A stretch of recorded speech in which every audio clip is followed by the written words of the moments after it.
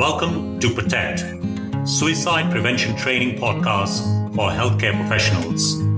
I'm Manan, Consultant Psychiatrist, Founder, and Head of Faculty at Progress Guide.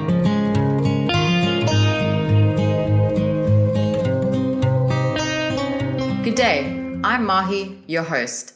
We've made it to the final episode of the core module, Part 3 of Empathy in Action. In the next episode, we will begin with the Assess module. Today, though, we will be diving deep into the 5 values of relational safety: courage, curiosity, compassion, collaboration, and commitment, and translating these values into action. In the previous episode, you learned about the equation of empathy in action. Empathy in action equals cognitive empathy and emotional empathy and empathic concern. We made the initial link between values and actions and provided words for the pain relief dialogue.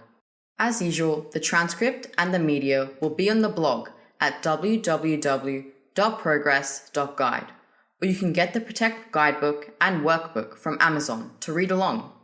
Let's begin and translate each of these values into action. Manan, in the guidebook, you write that the courage to suspend the desire to help is one of the hardest values to practice. Indeed, health professionals are hardwired to detect and diagnose problems and look for solutions. They want to relieve the person they're treating of their suffering. Partly this is their training, partly these are societal expectations. So you were saying the expectations is you are the expert, fix it? Yes, and to make matters worse, human beings can listen to 500 words per minute, but normal speech is at 225 words per minute. A person in suicidal distress might speak considerably slower than this. Even with normal speech, there is an unused cognitive capacity of 275 words per minute. This primes the mind to wander in the search for solutions. Being present in the moment is tough. It has to be repeatedly practiced, akin to creating muscle memory in a pianist or a tennis player. It is normal for the mind to go looking for rapid options for pain relief. When that happens, acknowledge that you have drifted and mindfully bring yourself back to the person's story. Repeat the process over and over again till you become an expert in being present in the moment. So, if you've jumped to solutions, that is just human nature, but you also speak in your courses about how a professional may waver in the courage it takes to suspend the desire to help. Yes, but as you say, the desire to help is a human phenomenon and not unusual at all. Hold back a bit longer and just be present. Brené Brown has a short animation on YouTube on empathy in which she makes the point that for a person in a pit of darkness, rarely does saying anything makes it better. What does make it better, or what does make a difference, is connection. And that connection can be fostered through your presence in their darkness. Your presence will draw the strengths in the person that will help them navigate through this and the many storms yet to come. Your solutions maybe will help with this storm, but the opportunity for the person to learn and grow from the current adversity will be lost. Learning that can contribute meaningfully to future solutions is priceless. Thus, practice being present, just present. Momentarily suspend your desire to help. Practice will make perfect. For the second value, curiosity, in the Protect guidebook, you use the catchphrase, listening with fascination. Yes, mind open, mouth shut, listen up. Listen with fascination and give the person's narrative your complete attention. Emergency departments, psychiatric wards, outpatient mental health clinics are all busy places with multiple demands on the professional's time. Listening to a person's suicidal distress is often at the cost of other tasks and activities that need to be completed. Sometimes it will feel that the patient is in the way of doing your job. Mindfully remind yourself that the patient is not in the way. Patient is the way. Patient is not in the way, patient is the way? This was a phrase I picked up from John Nicholson. He was a chaplain at Fulbourn Hospital in Cambridge. I was the clinical director there, leading the PROMISE project to reduce coercion in care. He was a very humble man and would often say profound things. In one of our discussions, he highlighted to me how on a busy ward, when a nurse is juggling a million things, a simple request like, "Can I have my phone charger?" or a question like, "When will my medication be ready so that I can go home?" may feel like that the patient is getting in the way of the nurse doing the job. But looking after the patient's needs is the job. He wrote up a short article for us, "Patient is not in the way, patient is the way." One thing I learned from those interactions I had with him was the importance of pausing and taking time. So pause and take time. If need be, make time. Listen with genuine curiosity. Be interested. Taking time is so important. After all, sharing one's suicidal distress takes a lot of courage. Exactly. So show the person the respect you would expect if you were the one sharing.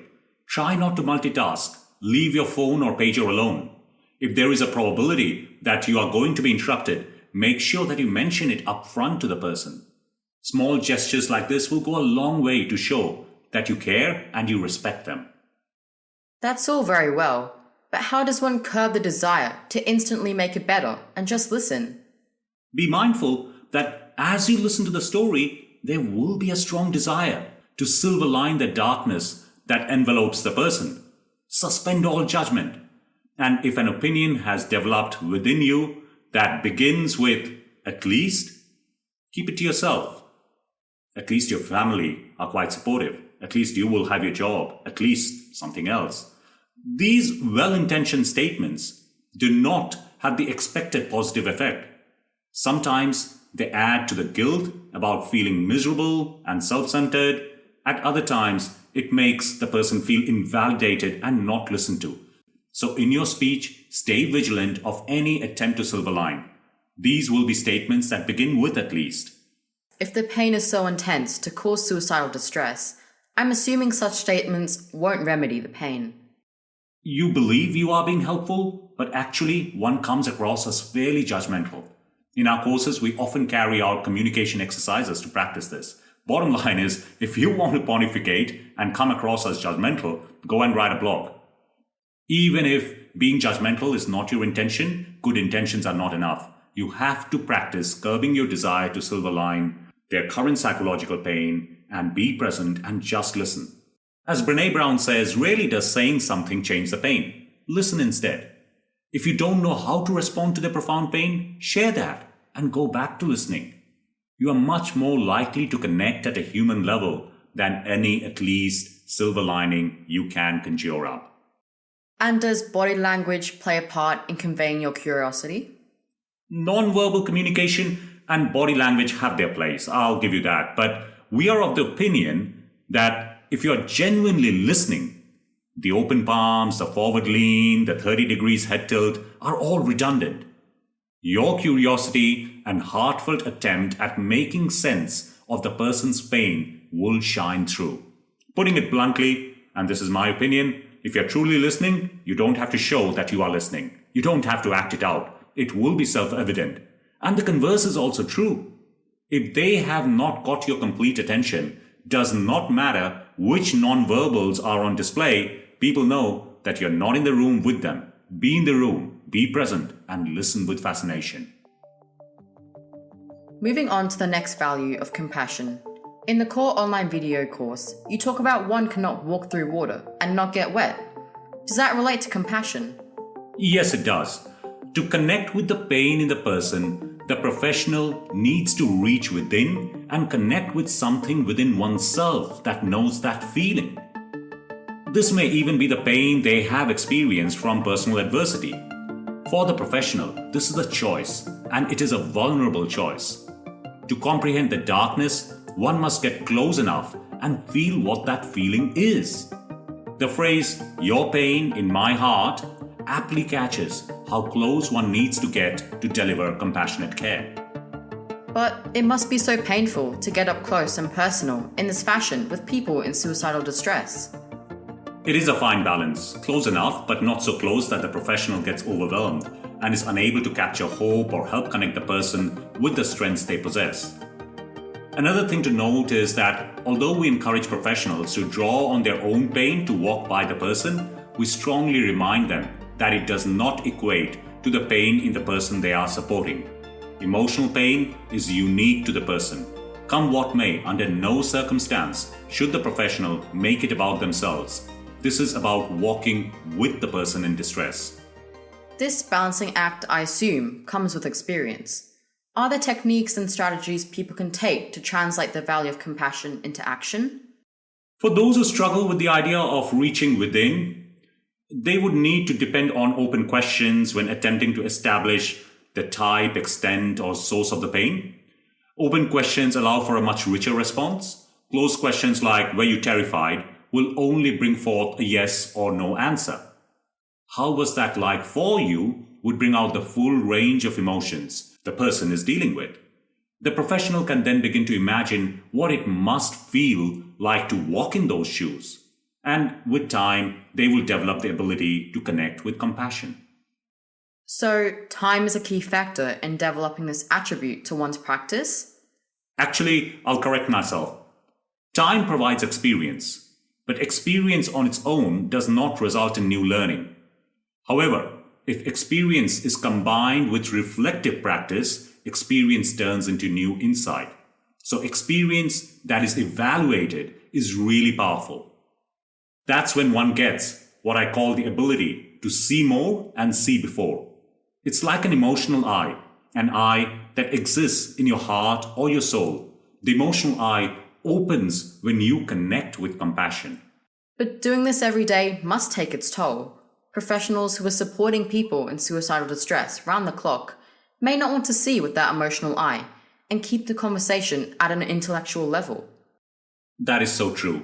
Be mindful of compassion fatigue. Helping should not hurt. If it hurts, take time to replenish your compassion cup. One cannot pour out of an empty cup. If it's empty, it's empty. Needs a refill. How will one know it's empty?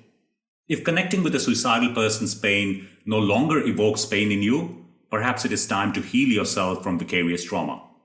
A career in caring is a marathon, and self-compassion is the sustenance that supports a professional to keep connecting with people in suicidal distress over a lifetime. It's not an easy calling to respond to, but immensely rewarding for those who respond to it and manage to find that fine balance between compassion for oneself and compassion for the other. If one reaches out with true compassion, does it automatically pave the way for the fourth value, collaboration? It does. A collaborative partnership demands professionals attempt to understand before they expect to be understood. Many attitudes regarding suicide persist. Some consider it a sin. Others are right. Some say it takes courage. Others consider it cowardice. These beliefs influence the way in which we connect and collaborate with a person in suicidal distress.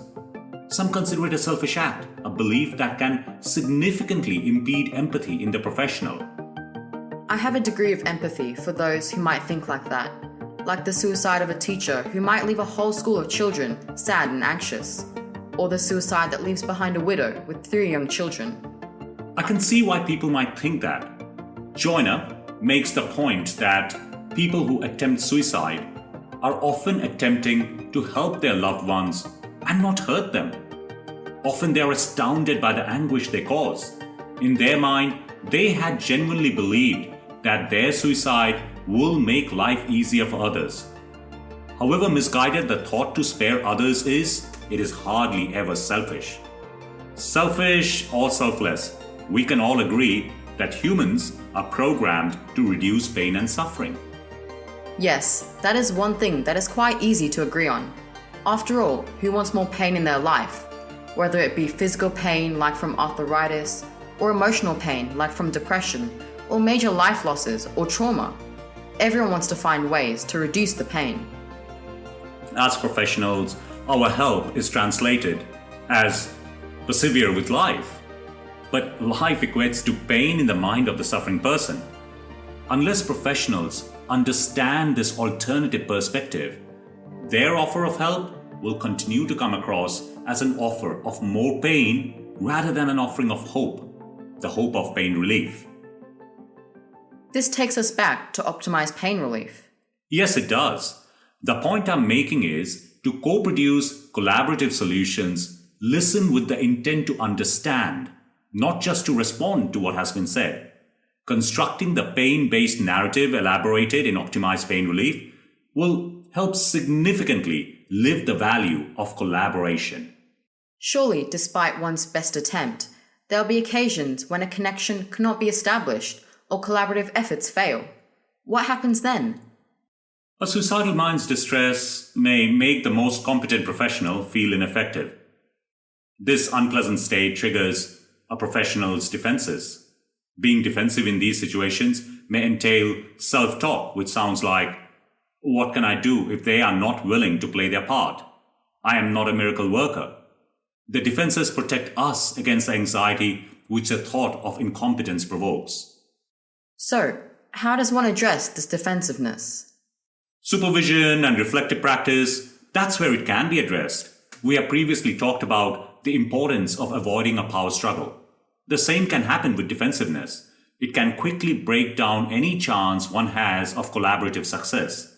We recommend that each professional identifies an early warning system that alerts them to their defenses going up, whether they be physiological or psychological. This will help acknowledge it, slow down, check negative self-talk, and take action to break the spiral of defensiveness and collaborative breakdown. Given a lot of these things are in one's blind spot, supervision and peer group discussions for reflective practice is essential. This brings us to the final value, commitment. When you teach, you harp on about the promise of recovery. After many of the experiential exercises from the Protect workbook, you ask the participant who has been playing the role of the person in distress, did you hear an explicit promise of recovery? Does that relate to the fifth value of commitment? Indeed it does. Be committed to the promise of recovery and the journey ahead. Things will get better and soon. What if such a promise is not realistic? Yes, concerns about how realistic this promise would be creates reluctance in the professionals to make such an explicit declaration. The social determinants of health often feel out of the locus of control of the treating team. There are limitations to the scope of professional practice. Also, in complex healthcare systems, a professional may only walk part of the recovery journey with the person in distress, handing over care to colleagues in another team or service. Irrespective of these challenges, a commitment to working together towards making recovery a reality gets through. Draw on the person's strengths and their intimate knowledge of their pain to co-create innovative solutions to life's overwhelming troubles. Respect the dignity of risk and the person's right to fail on this journey. And also, recovery looks different for different people. It is important to share and cross-check your understanding as to whether you have truly understood the person's pain and the extent of the struggle between reasons for living and dying. Do not presume or assume. We do not possess the power to mind read, but be prepared to follow your instincts as the conversation evolves.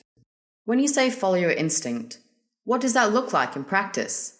Particularly when you are in the middle of a conversation. So you ask someone who is struggling with depression, are they enjoying their life? And they say no.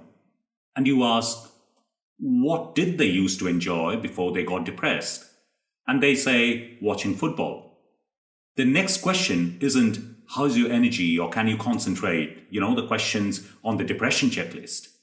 It is, what team do you support? And in that conversation about something that matters to the person, a skilled clinician will be able to figure out many more symptoms they may want to address in the treatment plan. So, in conversation, be natural, not just what the next question is on the form to work out a mental state, but actually connect at a human level. And that is what I mean when I say follow your instinct.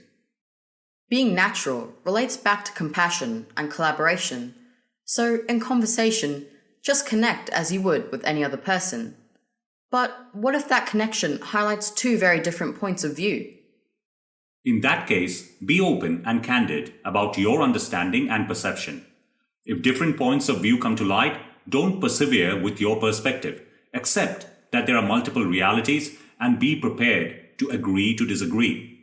There are many routes to recovery, not just the road that the professional considers to be optimal in terms of risk and safety. And often, if the interests and needs get addressed, the positions change. So keep cross-checking from time to time as to which page one is on. I'm hearing commit to communicating all through the journey. Yes, this two-way communication is particularly important, as ever so often a scenario will unfold where the professional feels a pain of such intensity in the person that they themselves have a sinking feeling in the pit of their stomach. A realization dawns. There is not much to live for. When this happens, the gut instinct should be attended to seriously. In the kindest and most compassionate way, the profound pain should be acknowledged, but without conveying a sense of hopelessness. This is a fairly nuanced communication skill, but one that can help connect with a person in the darkest pit. Communication that creates relational safety in these critical moments can be life-saving. This brings us to the end of episode 10, part 3 of Empathy in Action. In fact, the end of the core module. In the next episode, we will introduce the different chapters of the assess module and begin with the first, appraise decisions, specifically how attitudes to suicidal distress may impact the interaction and the decisions we make. You can access all the information at www.progress.guide. We would love to hear your thoughts. You can connect with Manan on LinkedIn or follow our LinkedIn page by searching on LinkedIn for progress.guide. You can email us at admin@progress.guide. We are also on Twitter and YouTube. Our Twitter handle is @guideprogress. As usual, please do follow the podcast. There'll be weekly episodes every Friday and share it with your colleagues. Your ratings will help get the word out, so please don't forget to rate us on Spotify, Apple Podcasts, or Audible, or whichever channel you were listening on. Today was a day of catchphrases. Some of my favorite ones were, patient is not in the way, patient is the way. Listen with fascination. Mind open, mouth shut. Can't walk through water without getting wet. An explicit promise of recovery. Things will get better, and soon. What was yours? Tweet it at #GuideProgress. Providing healthcare professionals contemporary knowledge about how to connect and create relational safety is crucial in suicide prevention. Remember, together we can make a difference. You can be a hope vector and spread this knowledge at your work. Thank you for joining us today, and keep translating empathy into tangible action.